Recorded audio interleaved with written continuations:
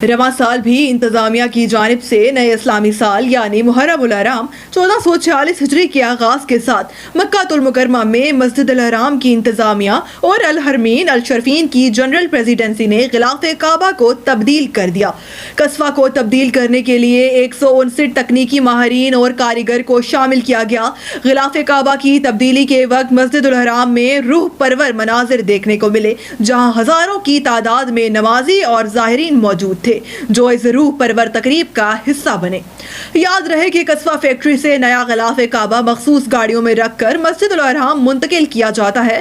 गिलाफ काबा की तब्दीली की सालाना तकरीब नए इस्लामी साल के पहले दिन होती है। इससे कबल कई दहाइयों से गिलाफ काबा हर साल हज के दौरान 9 ज़िलहज को सुबह को हजाज के मैदान अरफात रवाना होने के बाद तब्दील किया जाता था। नया गिलाफ काबा 4 बराबर पट्टियों और सितारुल बाब पर मुश्तमिल है।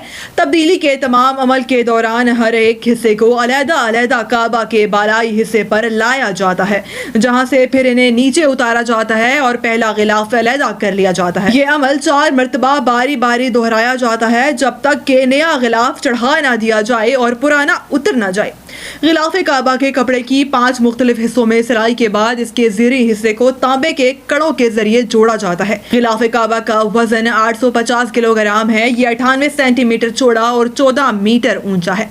शाह अब्दुल अजीज कॉम्प्लेक्स में गिलाफ काबा की तैयारी के लिए लगभग 670 किलोग्राम रेशम को स्याह रंग में रंगा जाता है।